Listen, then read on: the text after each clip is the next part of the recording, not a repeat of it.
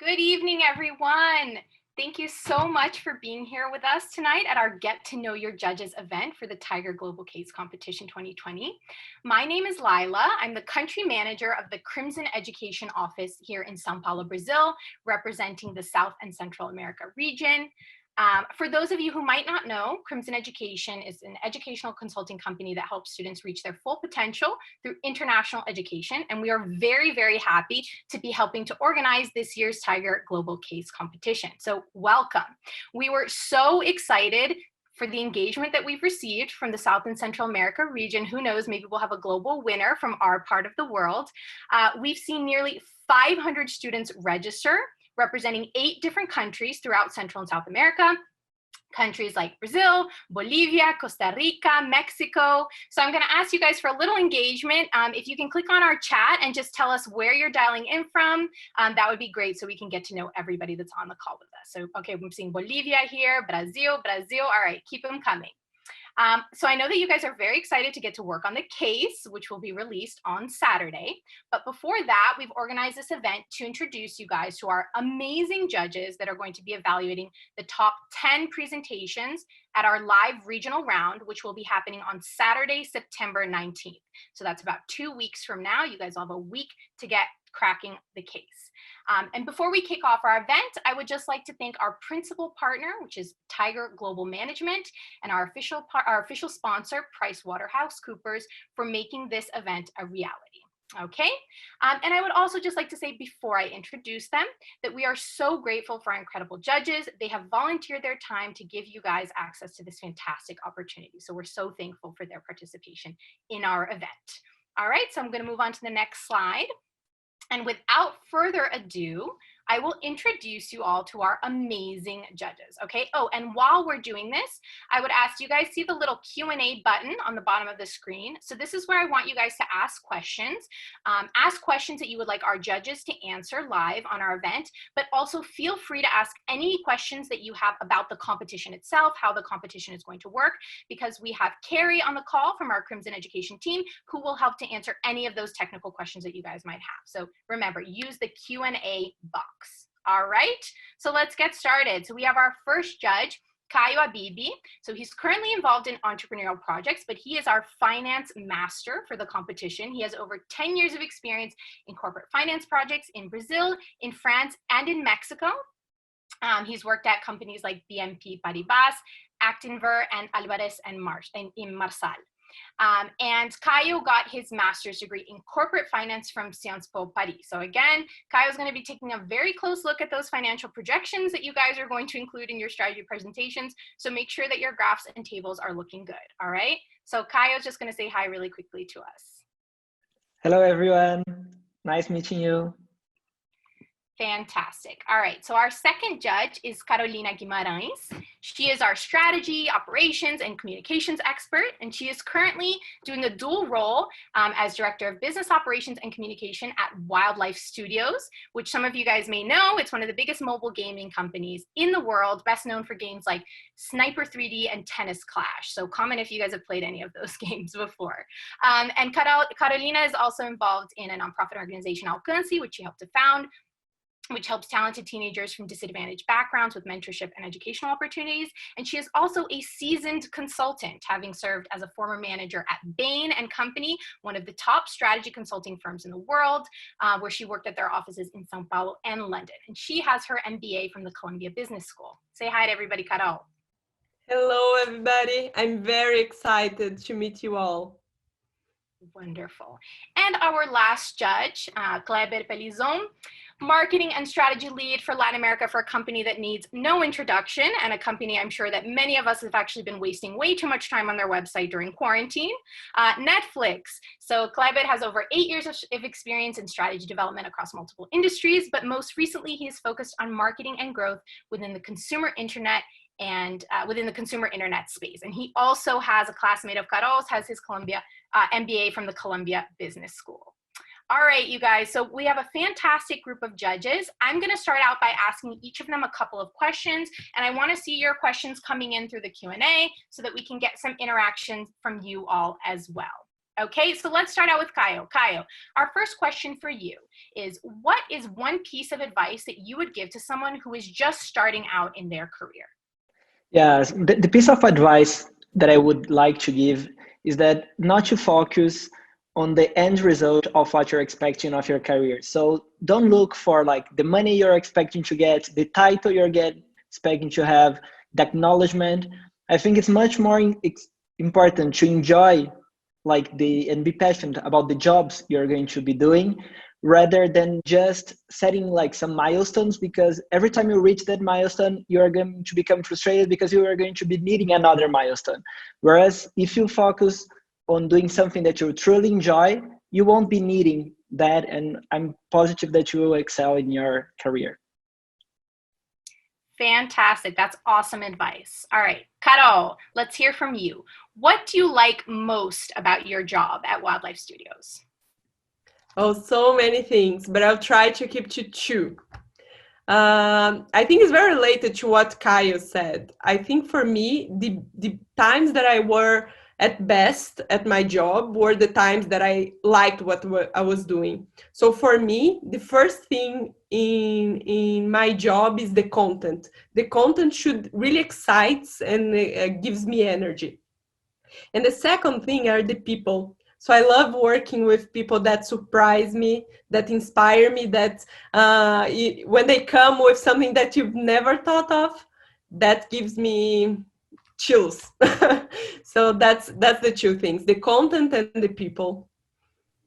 Amazing. That's great advice as well. All right, Kleber, I realize I didn't let you say hi. So say hi to everyone and then I'll ask your question. All right. Hi, everyone. I'm ready to ask my question. Perfect. All right. So for you, how and why did you choose the career path that you're on now? Yeah, I think on my side, the how was pretty slow, and the why only came pretty late, I think, compared to others, which I think actually is, looking back, something interesting for anybody that is thinking about deciding on their own career. There's a lot of anxiety on defining that very early on, and that's rarely the case. In my case, the how really came with talking to different people. Over time, I tried different things. I only realized that I was really interested in business and strategy through time. And then once I experimented enough and found out what I was really interested in, which is the why, that's when I was able to focus a little bit more on my career and so on. That happened with a lot of anxiety, but as I said, it is completely normal to go through that experience. Fantastic. All right. So we're up to 140 participants in our webinar tonight. So for those of you who came in a little bit late, I just want to remind you, please ask questions in the Q&A section of Zoom so you can get your questions answered for our judges. And if you have specific questions about the case competition, put those into the Q&A as well, because we have team members here to answer those for you. All right, let's go back down the line and ask another question of Kaio. So Kaio, this is a great one. How did you learn to embrace risk-taking? I think the way I learned to embrace risk taking is because like whenever you have like a new challenge that presents, you have like some stress because you think you are not going to be able to do what's expected. And I think like throughout my career, what I learned is that whenever someone threw me into pool, threw me in a situation that I was not familiar with, that's when I learned the most. And so I started embracing like new challenges. And what I realized is that the level of difficulty and challenges that I could cope was actually much bigger than I thought. So that's why I like on the beginning I was not like willing to have like taking those risks. And nowadays, whenever someone presents me with like an opportunity to take bigger risks, I always raise my hand because I think that's how we really grow professionally and even personally. That's good advice, guys. So feel free to take a risk with your case solutions. It might pay off big time. All right, our next question for Carol. What values are you committed to professionally and in your life, and why? There's two as well. There are two. I like the number two. So the first one for me is ownership. I think every time you have something that you commit to get involved or that are asked of you, you really should take ownership. So you take responsibility, you make sure that things happen. If you cannot do it, it's your responsibility to ask for help. It's your responsibility to find the resource that you need for it. And I've done that since I was young. So I didn't know how to prepare for college. So let me find someone that can help me. Let me take responsibility for my life. So ownership is the first. The second one for me that's much more soft is empathy. And empathy can take many forms. I think the first one is learning how to listen, because I think, like Caio said, we should all try to learn. And I think I learned the most when you're not concerned in being right. You're there. If someone is talking, you just listen and you try to really get what's behind what the people is saying. And whenever someone do something, try to understand the reasons behind it. And yeah, that's are the two values that I try to put on my daily basis. That's great. And both ownership and empathy are going to be very important for our students here while they're working in a team to solve the case. Okay, Kleber, what do you wish you had known before taking on your first management role? Yeah, thanks.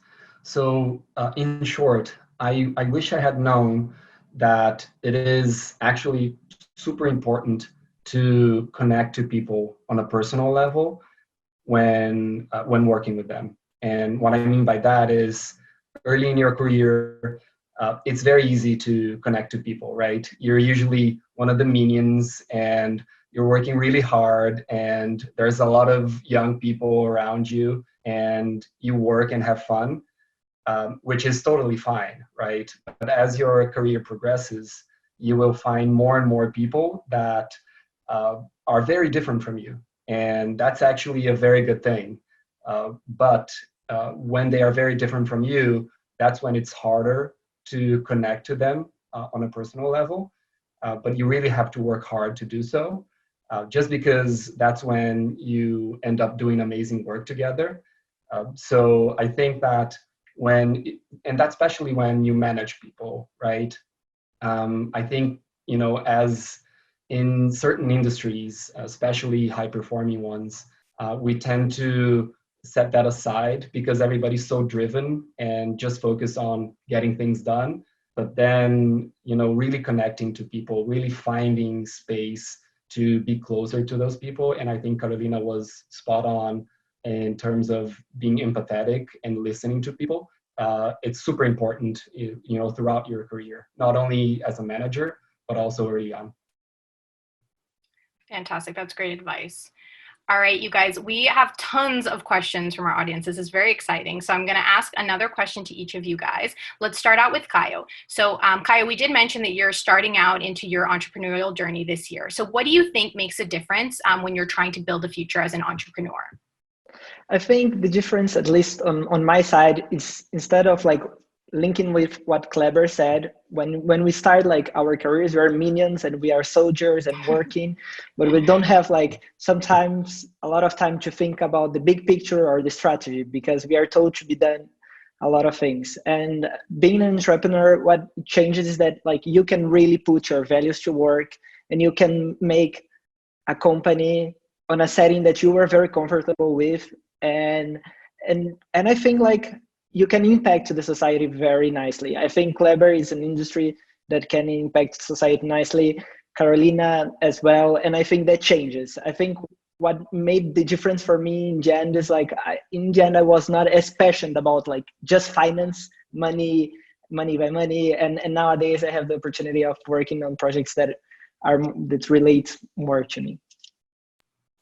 That's great. So actually going along with that, our question for Carolina, and also because of your involvement in the nonprofit world, what is the best balance between social responsibility and profit in the business world? Oh, this is a good question. So it's very difficult to find a hard line on that. I can tell you how I do that. So I told you guys that I'm passionate about content and people. And my career, I worked at Bain, and now I work at Wildlife. I can say that I have a social responsibility, that I bring fun to people, and people are more happy because of my work with games. But that's not enough. I feel that I should do something else to give back to society all the help that I've got. And that's why I founded Alcance. So the students at Alcance, my NGO, they're basically what I was 10 years ago. Kids that, teenagers actually, that did Math Olympics and that were very excited and did not have access to quality education. And I think for companies is the same. If they can impact, if they can do things that will help society, I think the bare minimum is that they shouldn't do any harm to the environment or to the society. So go with the laws and etc. But there are many ways that they can use their influence to do good. So for example, now with COVID, one of the things my company did was to help the importation of masks from China together with other tech startups. And this is something that a global company can do that maybe a hospital by itself would not be able to do. Does it answer, Lila? Absolutely. That's an awesome answer. Thank you so much. Klebit, I have a hard one for you. So let's see. It's a very large question, but I think you'll be able to have a great answer. So how do you think the development of AI, bio, and info technology will affect our reality, jobs, and systems as a whole in the near future? Okay, that's Was that too hard? You got this. I'm gonna consult my crystal ball here and try to give a proper answer. But looking at, or at least in my experience at Netflix, we use AI and data science a lot, obviously, and I would say that that is already impacting us, right? So automation in general is something very, very big that is working, I would say, in the background. Most of the times we don't really notice it. And when it goes to the news, we usually see robots in restaurants and so on. But actually, automation and artificial intelligence is playing a big role in strategy, data science, and so on. I think that I even feel like my job is impacted by it in a positive way. So what I would say is that how can I say that? Okay, so what I can say is it will continue to impact us. I think the main difference is how we adapt to it. Obviously, human beings, with our meat computers in our heads, we have a major advantage over AI in the sense that we are able to connect the dots in just a different way, right? That AI just cannot, at least for now.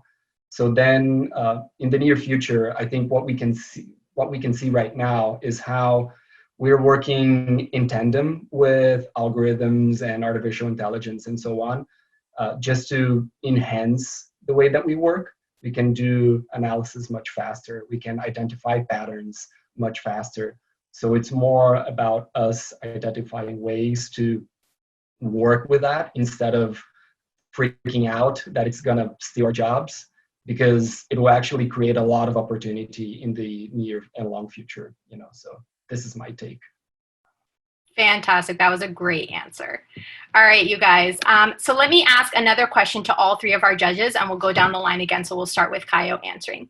So what do you guys think is the most important skill or lesson that you hope all of our students will learn by participating in the Tiger Global Case competition? On my side, I think it's about teamwork. I think it's very important that you discuss the case all together, you think through about it, like before starting. Don't rush into the case.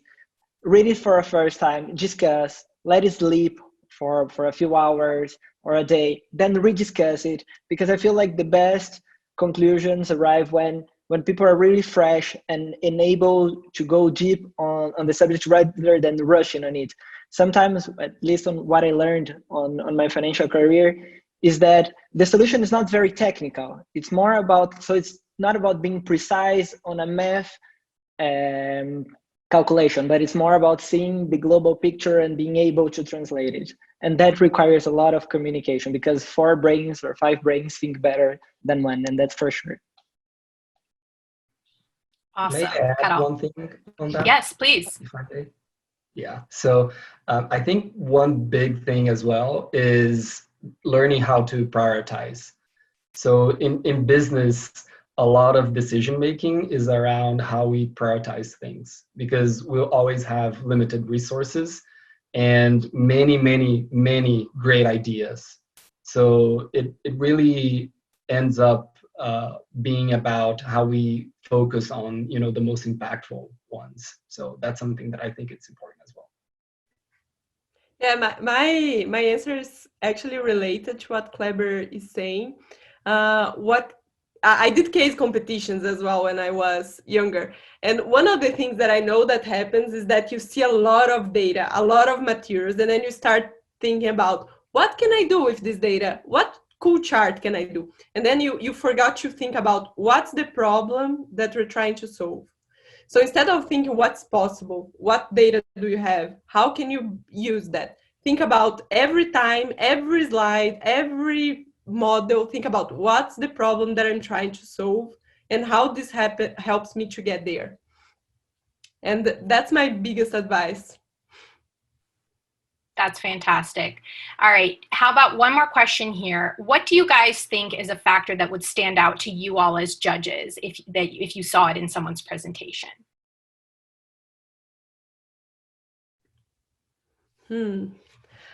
I would say that conviction.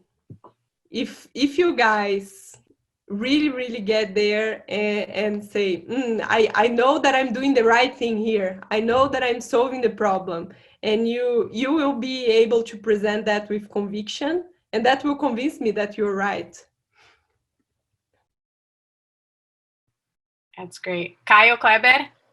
Yes, I don't know. I would say like something related to what Carolina said before. I think it's the ability, and also related to what Kleber said, it's the ability to see the forest and not the trees. As Carolina said, there's going to be a lot of data and you can really do a big research, but it's what's really the core of the problem that you're trying to solve. So it's not about like being too specific on the data, but being able to understand the problem and to express like a simple solution, not like a complex solution, something simple. And just relax and go out there and have fun and do a great job. I'm certain that all of you are going to do a great job. Fantastic. So we do have a few more questions. If you guys can stay on for a few more minutes, I will ask just 2 more, if that's okay. So I have a cool question here. Maybe this is a little broad, but I believe this might be relevant for the case competition. I'm not sure. What are some things that you guys have thought about quickly in your roles? You know, Caio's an entrepreneur, Caro and Kleber working at these, you know, large corporations, about reinvention during this global pandemic that we've been going through. What are some of the questions that came up? What are maybe some of the strategies that the companies have used?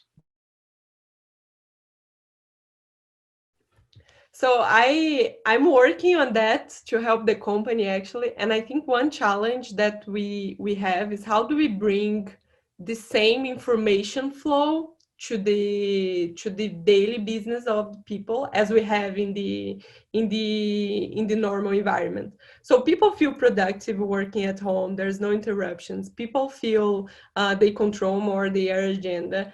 but they miss like when you go to the coffee and then you discover that something is happening the other side of the organization, and then you have to schedule a Zoom right now to discover that something else is happening the other side of the organization. So how do we keep this flow of information that we had informally before now in the new model? Yes, on my side, I think it's like being quarantined has been very hard for everyone, working or not. And I think it's like how to keep yourself motivated since you're not like connecting to real people and seeing them. And what I realized is that like the new ways of being quarantined doesn't mean isolating yourself from your friends or from your coworkers, but it's just finding like this new way. Sometimes it's by Zoom meetings, sometimes by happy hours with your colleagues using Zoom, it's actually different. But I think like creating this connection, it's very important. I think not missing the link that we had already, but was very easy, but how to foster this connection, it's very important. Okay, that's a tough one after those two, but I think that on our side, uh, not so much on the innovation side, but just to echo what they said about again how it is important for us as a business to stay connected to everybody else, and there's a huge challenge about doing so from a distance. Of course, we all are staring at screens the entire day, but we realize that it's just not the same, right? So to Carolina's point, uh, innovating or at least figuring out how to connect to everybody else, how to keep information flowing, how to communicate properly from a distance, or at least continuously from a distance, for the past 6 months is a big challenge. And I would say that every company in the world right now is trying to deal with that challenge and even struggling with it. Fantastic. All right, so let's just do one other quick question to leave our participants with a little bit more advice for preparing for the competition. Then I'm just going to share a couple of key dates with everybody before we sign off. So what is a book, website, or podcast that you would recommend to our competitors that's related to business knowledge to get them, ready, finding new information and insight for their case solutions? Let's start with Caio. Okay, I think that there's a Brazilian book about like 3 major Brazilian entrepreneurs that's called Dream Big. And I think it's very interesting because they grew like from a bankrupted beer company into the largest beer company of the world. And I think it's very inspiring to see like how changes in management, in strategy, seeing the bigger picture led them like to create like a great company. I think the challenges that we are facing nowadays are different, and it cannot only be solved by like efficiency, turnaround, and performance gains. I think but it's still very inspirational to see like how they did it. Awesome. Kleber. Yeah. So in terms of books, I think a good one, and it's a very short read, is The Lean Startup. That's almost a cliche in business right now, but I still think that it has a lot of principles and ideas that can applicable to pretty much any business. So I think it's a good start, to think scrappy and about how you test solutions and so on. So I would go with that one. Yeah, the one I recommend is related to what Kyle said about taking risk and learning from that. And I think my favorite book is Growth Mindset. It talks really about that, how you can have a different mindset and think about your learning instead of think about your fixed state. I can't do that or I cannot do that. So growth mindset. Those are amazing recommendations, and we'll try to send those out to you guys via email, or maybe we can post them on the TGCC Instagram account afterwards so that everybody can check those out. All right, everyone. Wow. Thank you so much to our judges. That was incredible insight. You guys have just gone through so many experiences, even in relatively short careers. So it's just so fantastic to hear from you all. I'd just like to conclude quickly going over some upcoming dates here. So, for our region, this Saturday, September 5th, the regional case will be released. We just have 2 time zones here, Mexico City and Sao Paulo, but everyone else can adjust for other regions. This Sunday, we have organized 2 amazing webinars for you all to help support as you prepare for your cases. So developing a deck and pitch, and Q&A with the CFO of our case partner of the company that's actually going to be studied in the case. Now, I am aware that these times are a little bit tough for our region in Latin America. As a truly global competition, we have to accommodate for a lot of different regions. If some of you brave souls out there do want to either stay up really late on Saturday night or wake up very early on Sunday morning, please do feel free to engage live in those webinars. But if you are not able to, we will be sending out recordings to everybody. So you will all have access to this awesome information. So cases will be released this Saturday. You will have a week to work on your cases and submit digitally on Saturday, September 12th, 9 a.m. Mexico City time, 11 a.m. Sao Paulo time. On Monday, September 14th, we will announce our 10 regional finalists. And then on Saturday, September 19th, as I said, you guys will get to interact with our amazing judges again at our regional finalist presentation. All right, so that'll be from 8 to 11:30 a.m. Mexico City time and 10 a.m. to 1:30 p.m. in the afternoon, Sao Paulo time. I would just like to, again, say thank you to our judges. That was so fantastic, such a breadth of insight from so many different industries, a lot of very useful tips for you all for approaching the case. Thank you so much for your engagement and your participation. Again, we had 150 participants here on the call, tons of questions, and we are really looking forward to seeing those case presentations. All right, good night, everyone. Take care, and can't wait to see you guys at the regional round of the competition. Take care.